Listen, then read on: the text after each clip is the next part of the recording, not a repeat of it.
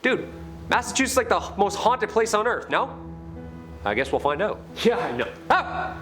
Again? I'm your host, Kyle McWaters. Welcome back to Top 5 Scary. This week we're talking about top 5 terrifying demons found in Massachusetts. And coming in number 5, the Pasetto Family possession. During the year of 1981, home in Lee, Massachusetts, was riddled by paranormal activity that surged through every room in this house. Louis and Dale Pasetto, an average hardworking American couple, along with their 2 children, endured occurrences that nearly destroyed them, literally. The devout Catholics lived peacefully in the house that had been their family home for decades. It wasn't until 2 years after moving in that the demonic signs started showing. On March 19th, Mrs. Pasetto began receiving nightly visits from a white orb that took the shape of a non-threatening young boy who spoke in a very soft voice. Doesn't sound that bad. While the apparition was gentle, the Pasettos felt that they should rid their home of such supernatural entity, and a priest eventually came in to perform a ritual. Mr. and Mrs. Pasetto believed their troubles were over after this, but unfortunately, this only caused more demonic occurrences to start. In place of the sweet ghost boy grew an unearthly creature hunched over and dressed in a black robe.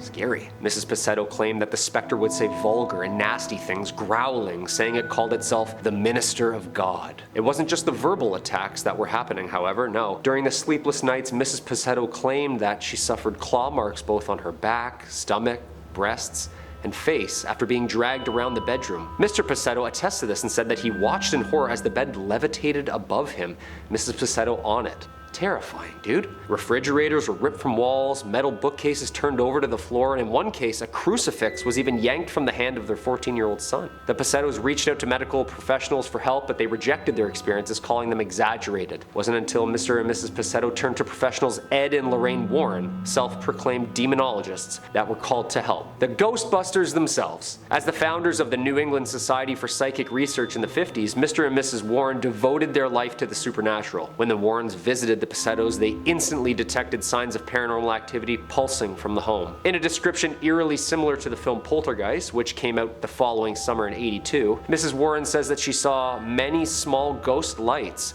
move around the room until they combined to create a towering, shadowy figure. A priest was brought in to perform the ritual. The basement apparently then filled with smoke during the exorcism, and when the ritual was complete, the Warrens deemed the house clear of evil. The Pasetto family moved back in and reported no further activity since.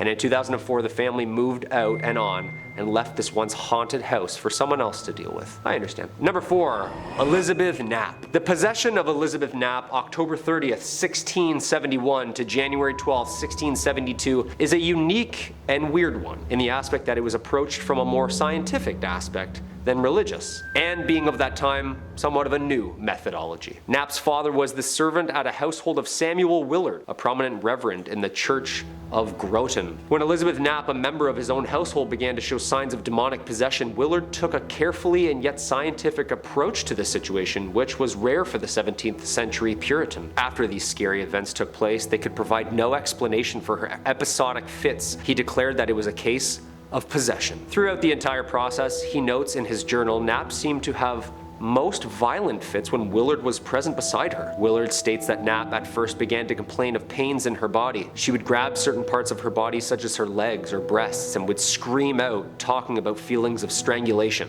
She would even sometimes laugh to the point of hysterical fits, weeping or screaming out. Hallucinations followed shortly after the outbursts, and on many occasions she claimed to see 2 people constantly walking around her bed. Strange claims like this constantly seeing men floating above her bed as well. This happened particularly at night, including some convulsings on the ground. Willard then documented on the night of November 2nd, 1671, Knapp made a confession of meeting up with the devil.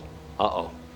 The old sign at the crossroads deal, huh? She stated that for 3 years the devil had been meeting her, promising her money, youth, and the ability to see the world. She then claimed that he had presented her with a book of blood covenant, which was signed by other women as well. And on the night of November 28th, in which she had a fit lasting for 48 hours straight, she was in a coma state until she made the pact with the devil himself. Witnesses document strange, deep voices and animal sounds coming from her. After Willard stopped entries to his journal, things get a little messy. It has been a historical mystery what happened to Knapp, as we are still unsure to this day exactly what remained of her. Was she tried and hanged for witchcraft, or simply disappeared on the promise of seeing the world?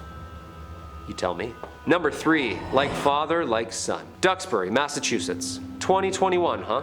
A 19-year-old man is charged in the death of his father. Apparently the boy told police that he was baptizing his father at a Massachusetts pond to exorcise out his demons. Okay, modern times call for modern solutions, I guess. And this one, a modern weird one. Jack Callahan, the 19-year-old kid, choked back tears in court as he listened to prosecutors describe the moment divers pulled the bloated body of his father, 57-year-old Scott Callahan, from a Massachusetts pond, lifeless. The young man told investigators that he and his father went to the pond around midnight after he picked up his father from a Boston bar. He says that his mother did not want the intoxicated ex-husband of the family home that night as he had been acting somewhat strange lately. After conversations from the son and father, Jack, feeling helpless and confused about his situation, tried to take matters into his own hands. He is now facing a murder charge in relation to his father's death and is still under investigation. Both the prosecution and defense say Scott Callahan had a long history of substance abuse and suffered from the aftermath of traumatic brain injuries,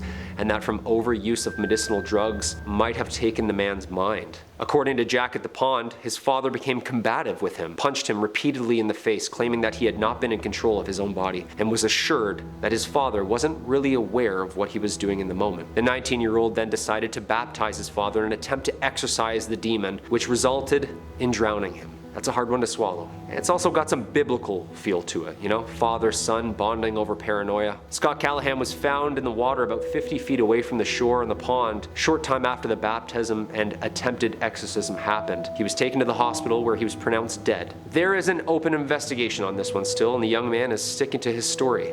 What do you think? Possession? Number 2, Warren, Massachusetts. This New England tragedy was apparently what laid out the structure of the Conjuring movies. I'm terrified just reading that, and I guess we're gonna find out why. 11-year-old David Glatzel was only 10 when he reported beginning having hallucinations and delusions. From around 79 to 82, the boy's suffering worsened, causing severe trauma in the family. According to his family, efforts by Catholic priests and others to relieve the boy of what they said were multiple demonic possessions. Multiple.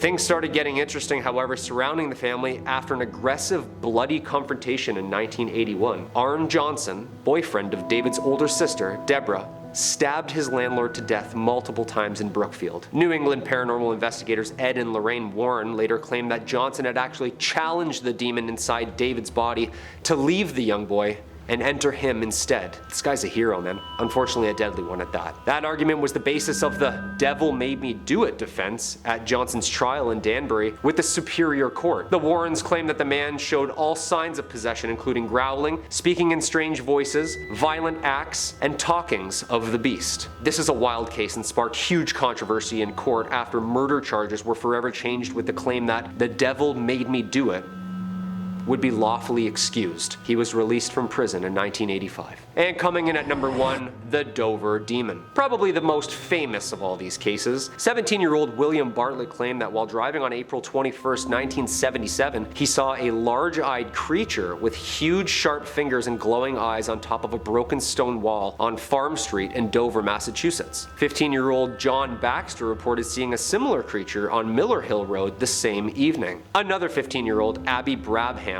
claimed to have seen the creature the following night on Springdale Avenue. 3 in one night, huh? The teenagers all drew sketches of the alleged creature. Bartlett wrote on his sketch, "I, Bill Bartlett, swear on a stack of Bibles that I saw this creature." And according to the Boston Globe, some suggest that the creature may have just been a large foal or moose calf. Nah, definitely not. With wings and fingers like that, I don't think so. Police told the Associated Press that creatures reported by the teenagers were probably nothing more than a school vacation hoax. I don't know. It's been about 45 years since the sightings of the creature that came to be known as the Dover Demon, and still remains one of Massachusetts' truly great mysteries and one of the world's great cryptid cases. I don't know, what do you think? I think that this thing was definitely an alien creature come from a different planet. That's just me though. Let me know what the other New England horror stories you all want to hear about. I'm sure there's tons, and until next time, I'm Kyle McWaters. Stay spooky, y'all.